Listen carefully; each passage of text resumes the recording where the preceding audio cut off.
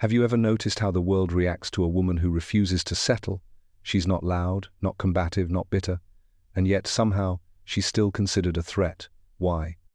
Because she doesn't bend, because she doesn't beg, because she won't shrink just to fit into a love that feels too small for the woman she's become.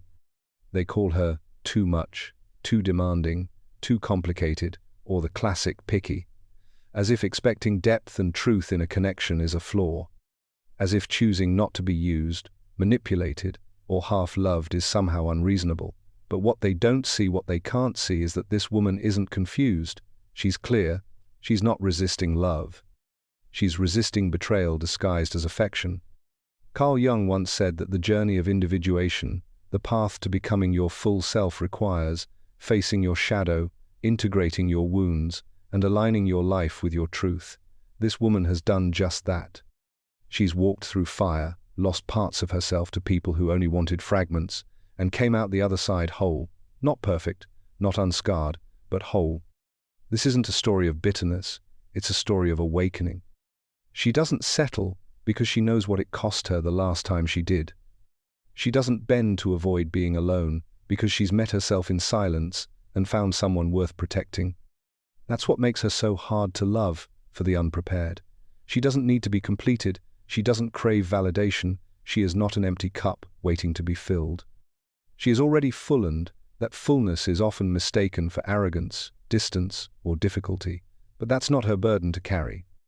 Her refusal to compromise her essence is not an act of defiance. It's an act of reverence for her soul, for her peace, for the life she fought so hard to claim. The misunderstood woman is not misunderstood by accident. She is misread by those who still haven't met the parts of themselves she's already integrated. And in a world where most are afraid to look inward, a woman who already has becomes a mirror many cannot face. She's not searching, not scrolling, not chasing. You won't find her hunting for love in every room she walks into, because she's not operating from lack, she's choosing from fullness, and that changes everything. The woman who never settles isn't waiting for someone to save her. She's already done that for herself. She's not sitting around hoping to be completed. She's already whole. That's why she doesn't look for love, she waits for alignment, for resonance, for a connection that doesn't ask her to be less, just to be loved. There's a quiet confidence in her that confuses people. She's not desperate, and that makes her magnetic. Her stillness speaks louder than any performance. Because when you're at peace with yourself, you stop needing others to give you what you've already found within. Most people seek out relationships like a Druga hit of validation to silence the fear inside. But not her. She's faced that fear, sat with it, healed from it. That's why her choosing you means something. Because she doesn't need to. She could walk alone for a lifetime and still be full, still be whole. There's a difference between craving love and choosing it. One comes from emptiness, the other comes from awareness. She doesn't fall in love because she's lonely. She opens to love when she feels safe. When your presence speaks louder than your words, when your energy feels like a home she built on her own. She's not impressed by gestures meant to impress. She's not swayed by promises without presence. She's not moved by charm that hides an empty core. She has no use for performances. She wants substance. She wants eye contact that doesn't flinch, a conversation that touches bone, a kind of connection that doesn't just stroke the ego but stirs the soul. This is why she intimidates, why she's called hard to reach, because she no longer confuses attention with affection. She's not looking to be seen. She's looking to be met in presence, in truth, in alignment. And until that happens, she stays still. She chooses herself again and again, because the one thing she'll never do again is beg for a love that demands she abandon herself to receive it. People see her strength and assume it's always been there, but what they don't see is the war she fought to earn it. The nights she laid in silence, trying to quiet a mind that wouldn't stop screaming. The mornings she rose with shaky hands but kept going anyway. Her strength didn't arrive, wrapped in beauty, it arrived, wrapped in scars. She wasn't born with boundaries, she forged them through betrayal, through heartbreak, through disappointment. Every no she says today is written in the ink of every yes she once gave away too easily.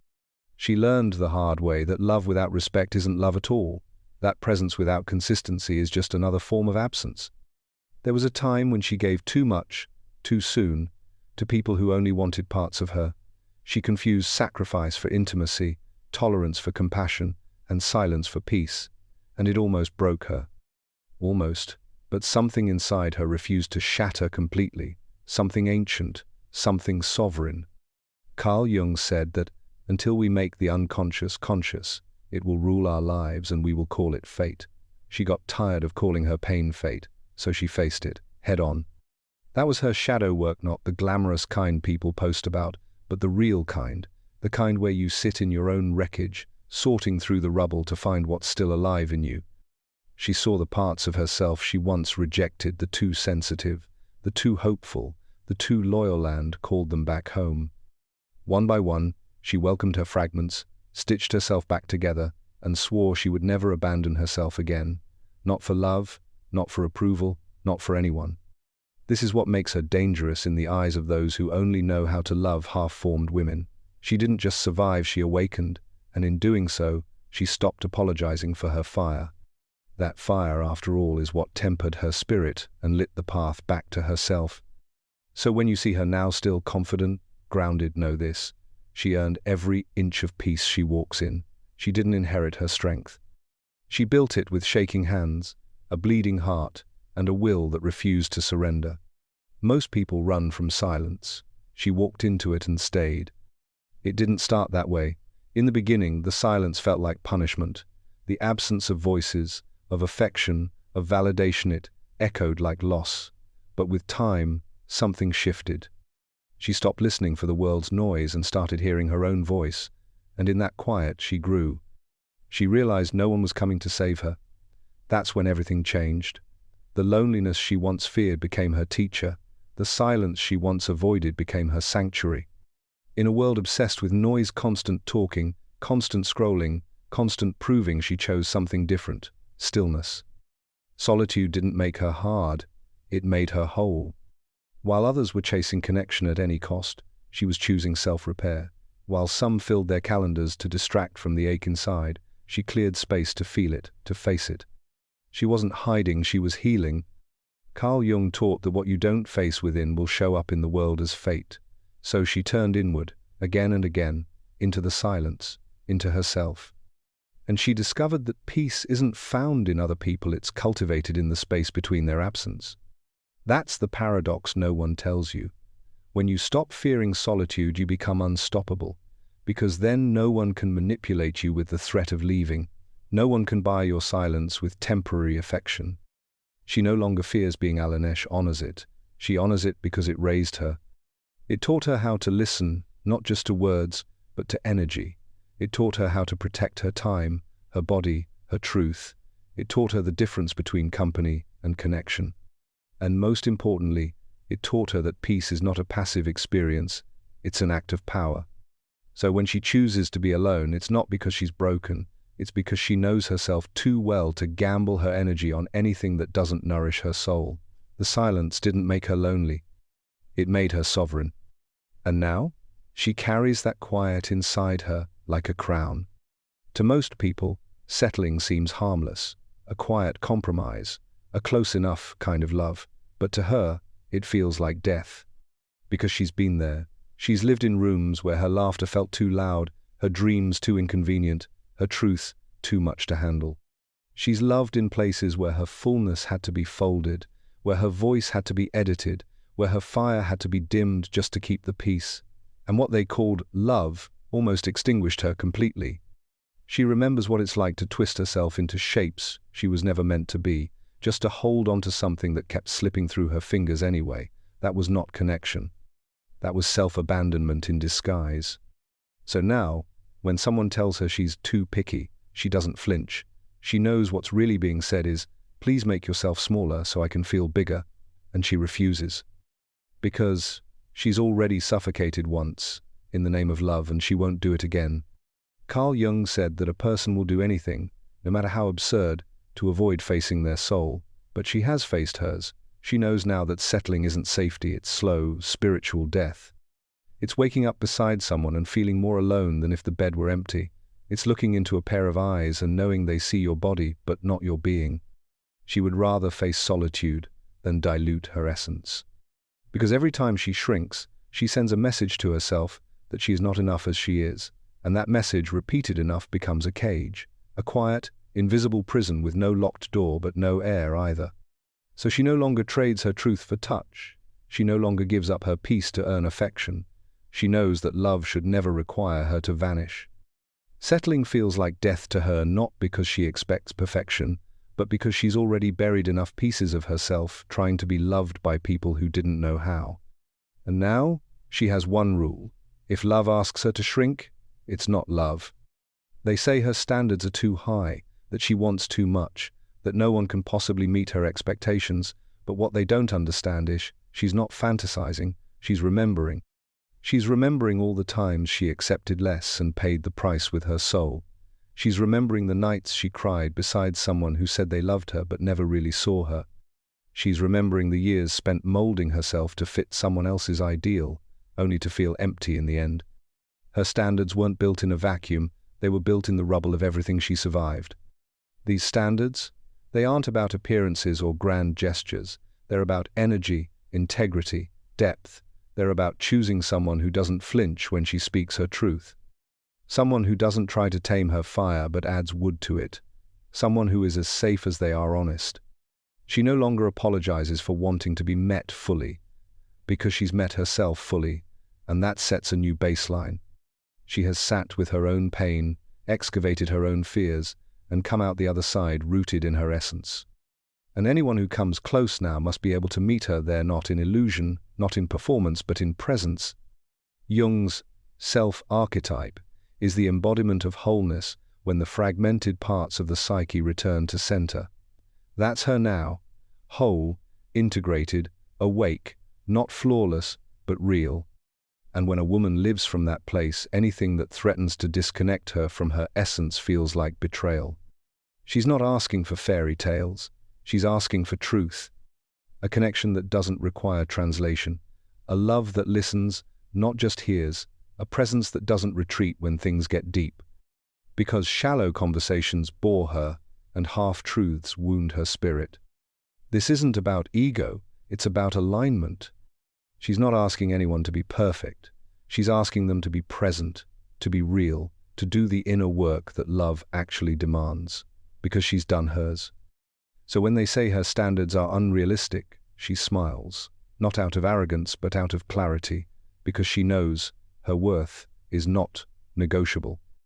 And she'd rather wait a lifetime for real than waste another second on less. Let's tell the truth, this path isn't always easy. There are nights when the silence stretches too long, mornings when the bed feels too wide, moments when she questions everything, when the ache of not having someone to share life with knocks the wind out of her. But here's the difference. She chose this. Not because she doesn't want love, but because she refuses to wear a mask just to feel less alone. Her loneliness isn't a curse, it's a filter, a fierce, unflinching gatekeeper that protects her from the emptiness of shallow connections. She knows what it's like to be surrounded by people and still feel invisible. She remembers what it felt like to lie beside someone who didn't see her, didn't hear her, didn't know her Suland, how that kind of closeness cuts deeper than being alone. So now she chooses her solitude with reverence. Because it is hers, not imposed, not inflicted, chosen.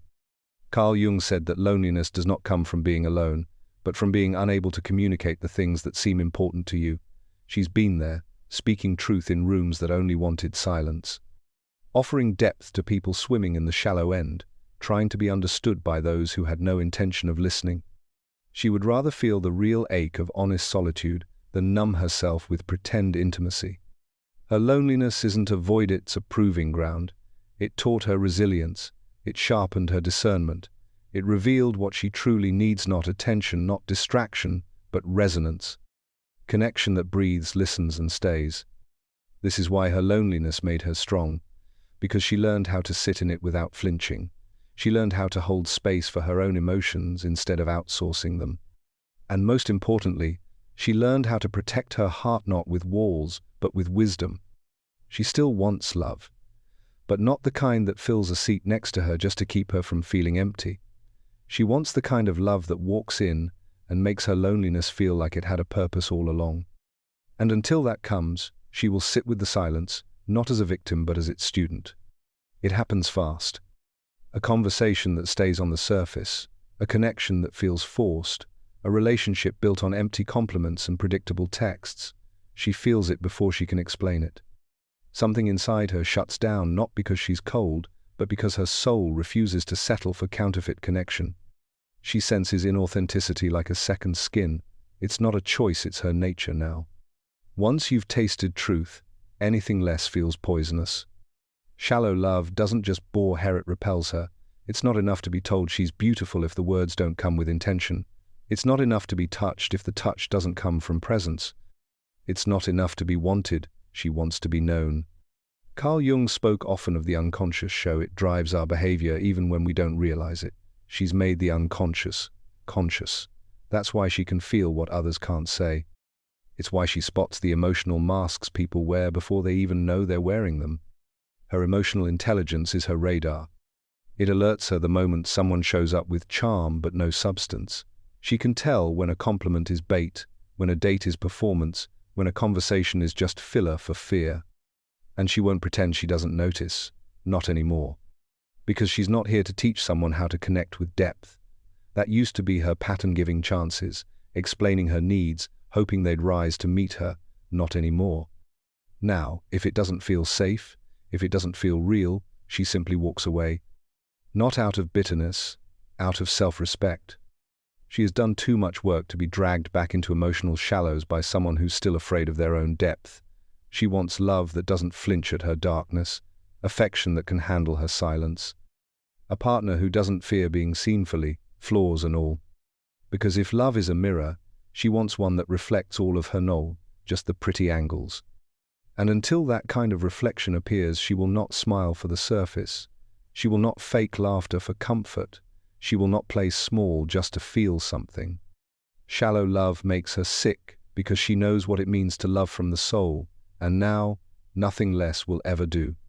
She used to shapeshift, smile when she was breaking, say yes when everything in her body whispered no. She thought love meant pleasing, sacrificing, staying soft, even when life had made her sharp. But that version of her no longer exists. Now, she is soft but not weak, open but not accessible to everyone, kind but not naive. She no longer walks into a room hoping to be accepted. She walks in knowing she belongs to herself, and that changes the energy. There is a quiet force in her presence now, a still, unwavering current that doesn't ask for permission. And it's not loud, it's not dramatic, it just is. It radiates, it disrupts. It either draws people in or makes them uncomfortable. That's the nature of true feminine power. It doesn't beg, it simply shows up. Carl Jung spoke of the animarchy inner feminine that holds both chaos and creation, fire and softness, mystery and meaning. She has met her inner feminine, and she no longer tries to tame her. She lets her rise, lets her move, lets her lead.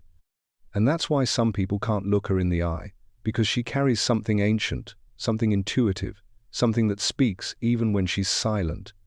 Men who crave control feel it and pull away. People who feed on insecurity feel it and shut down. But those who have done the work, who have faced their own shadows, feel something else, reverence. She doesn't need to seduce, her presence invites. She doesn't need to demand, her energy sets the terms. She no longer performs femininity for the sake of approval. She embodies it authentically, fully, unapologetically. And when she says no, it's not a rejection, it's a boundary formed in wisdom. Her force is not the kind that seeks to overpower. It's the kind that awakens, and awakening, by nature, is not always comfortable. She is not here to be pleasing. She is here to be real, to be full, to be whole.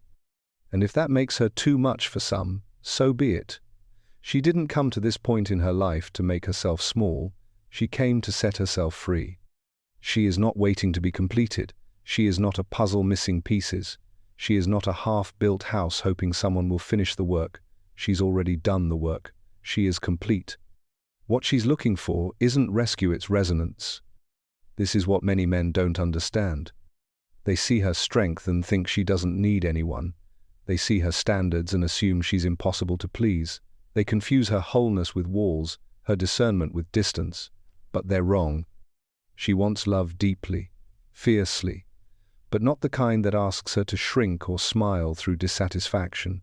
She wants a love that expands her, one that honors her complexity instead of fearing it, one that holds space for her fire and her stillness, her clarity and her chaos. She's not looking for tricks or charm. She's not impressed by romantic stunts or hollow words. She's not seduced by surface-level effort. What captures her attention is presence. What earns her heart is truth. Carl Jung said that the meeting of two personalities is like the contact of two chemical substances. If there is any reaction, both are transformed. That's what she's looking for: transformation, not transaction. And that's why many feel attracted to her but few are prepared. Because her love doesn't come wrapped in comfort. It comes with depth. It comes with expectation. It comes with the unspoken demand that you show up fully, not at all. She doesn't want to fix anyone. She doesn't want to mother anyone. She wants to build together, side by side, with someone who has already done their own excavation, with someone who isn't afraid to meet her in the deep end. To love her is to stand in front of a mirror that won't lie. It's to face yourself as much as you face her, and that's why the unready leave. Not because she's too much, but because she's too real. What men don't understand is that to be loved by her is not to be consumed, it's to be seen, fully, completely, soul to soul. And if that scares them, then they were never meant to stay. She doesn't argue, she doesn't chase, she doesn't plead. When the energy shifts, when something no longer feels right, she simply leaves. It's not coldness, it's clarity. There was a time she stayed too long in places that drained her, a time she clung to almost loves and halfway connections, hoping they would transform into something whole, but those days are gone. She no longer bargains with her intuition. When her body whispers, "This is not for you," she listens and she moves. No slammed doors, no angry exits, just a quiet goodbye. Because she understands now that walking away isn't weakness, it's wisdom. And staying where she doesn't belong, that's the real betrayal. Carl Jung believed that the unconscious is constantly guiding use if we dare to listen. She has learned to trust those invisible signals, the heaviness in her chest, the tightening in her gut, the way her soul starts to feel smaller in certain rooms. Those are not inconveniences, they are instructions. And she follows them. Some call her heartless when she lets go so quickly, but what they don't see is how long she wrestled with herself before the goodbye, how many times she gave the benefit of the doubt, how much of herself she offered in silence. Now, she no longer needs a grand reason to leave. If the energy is misaligned, if the connection feels one-sided, if she's doing all the emotional labor, she's out. Because she doesn't fear being alone anymore. She fears staying somewhere that costs her peace. And when she walks away, she doesn't look back. Not because she didn't care, but because she cared enough to know that love without alignment is not love, it's delay. And she has no time for delays anymore. Her path is sacred now. Her peace is sacred. Her heart, after everything it's been through, is no longer up for negotiation. And if that means saying goodbye without explanation, she'll do it with grace. Because her clarity is her power. And her goodbye, that's her freedom. Strong women are so often misread. They say she's cold, that she must be angry, that some man must have hurt her. As if her boundaries are born from bitterness, as if her solitude is punishment, as if her standards are revenge. But the truth? She's not bitter, she's clear. She's not building walls, she's building filters. She's not shutting people out, she's choosing who gets in. Because she has finally learned that not everyone deserves access to her softness, that her energy is sacred and she's no longer giving it away to people who only come to take. There's a difference between being guarded and being wise. She has loved deeply, lost hard, fallen fast. She has been vulnerable with people who weren't ready, who didn't know how to hold her truth without dropping it, and those experiences didn't harden her, they refined her. Carl Jung said that clarity is the result of confrontation with the unconscious. She confronted hers. She looked at all the places where she once allowed too much, tolerated too little, and begged for breadcrumbs. And in that mirror of pain, she found her worth again. Now, when she says no, it's not an attack, it's an act of self-respect. When she walks away, it's not punishment, it's preservation. When she demands depth, it's not drama, it's direction. She isn't waiting to be rescued. She isn't trying to prove anything. She's not reacting, she's responding, from a place of alignment, from a place of sovereignty. Her clarity is unsettling to those who benefit from confusion. Her peace threatens those who rely on her chaos. That's why some label her difficult, because they can no longer manipulate her softness into submission. But she doesn't mind the misunderstanding anymore, because she knows who she is, she knows what she deserves, and she knows that every time she chooses herself over the illusion of love, she isn't closing her heart, she's protecting her soul. She's not bitter, she's just not available for half-truths, emotional laziness, or love that comes with conditions. And that isn't rejection, it's discernment. She doesn't need to speak loudly to be heard. There's something about her presence, calm, steady, unapologetic, that shifts the atmosphere the moment she walks in. Conversations pause, eyes lift, the energy recalibrates. Not because she's trying to command attention, but because her energy demands it without effort, without force.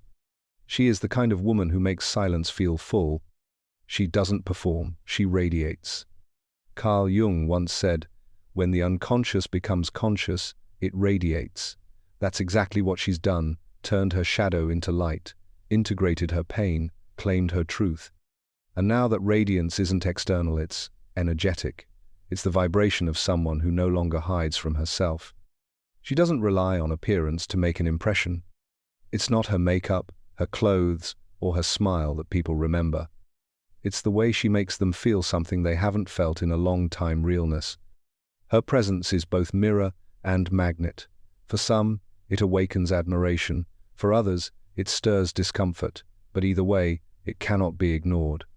People feel her before they understand her. That's what makes her unforgettable. She doesn't dominate space. She inhabits it, authentically, deeply. She knows who she is, and that knowing travels ahead of her like a quiet wind that rearranges everything in its path. She doesn't talk over people. She doesn't fight for validation.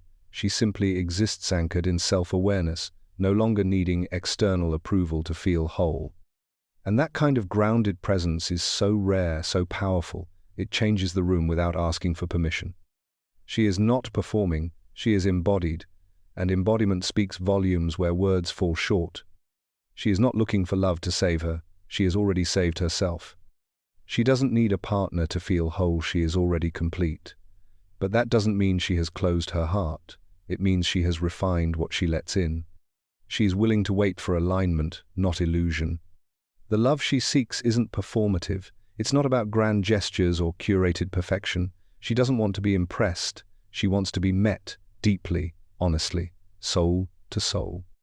She wants the kind of love that feels like home, stable, expansive, grounding, a bond that breathes, grows, challenges, and heals. A love that holds her essence, not just her body. That listens with intention, that speaks in energy, not just words. Transactional love, the kind that trades effort for control, affection for compliance, makes her soul tired. She knows that game, she's played it before, and she lost too much of herself in the process. Never again. This time she waits, not out of fear, but out of devotion to herself.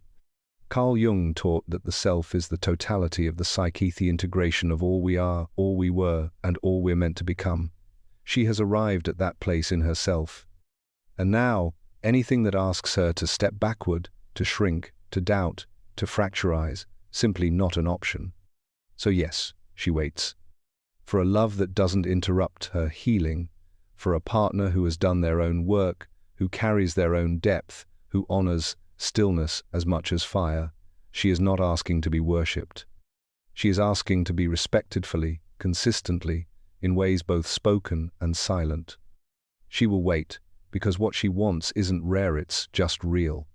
And she will not settle for anything less than a love that protects her peace and expands her spirit. Until that love arrives, she will continue choosing herself. Not because she's closed, but because she's finally awake. The world may not understand her now. They'll call her intimidating, difficult, unreachable. They'll say she's too much or too proud, whispering that she must be lonely. But they're wrong. She's not lonely, she's becoming.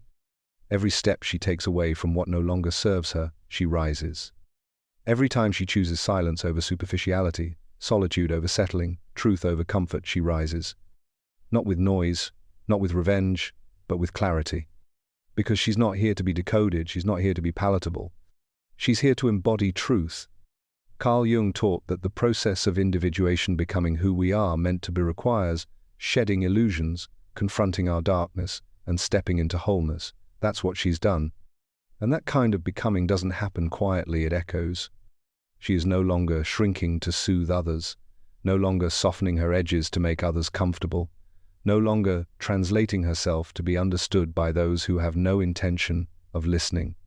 If they can't meet her where she is, she does not lower herself, she elevates further. She doesn't owe the world an explanation for her standards, her solitude, or her strength, because the world that misunderstands her today is the same world that will one day study her and call her wise. She is not intimidating, that's just what the unready call integrity. She is not cold, that's just what those who've only known control call boundaries. She is not lost, she is not broken, she is not hardened. She is rising.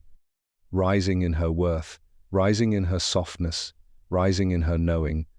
And she is doing it without applause, without validation, and without the need to prove anything to anyone. This isn't rebellion, it's reclamation. And when the right energy arrives, whether in love, friendship, or purpose, it won't need to be chased. It will recognize her, not for the performance, but for the presence. Not for perfection, but for the peace she carries now, simply by being. So, Nosh is not settling. She is rising into the woman she was always meant to be. And that is not a warning. It is a revolution. Want to hear more of this? Then click on the video on the right-hand side, which is even crazier.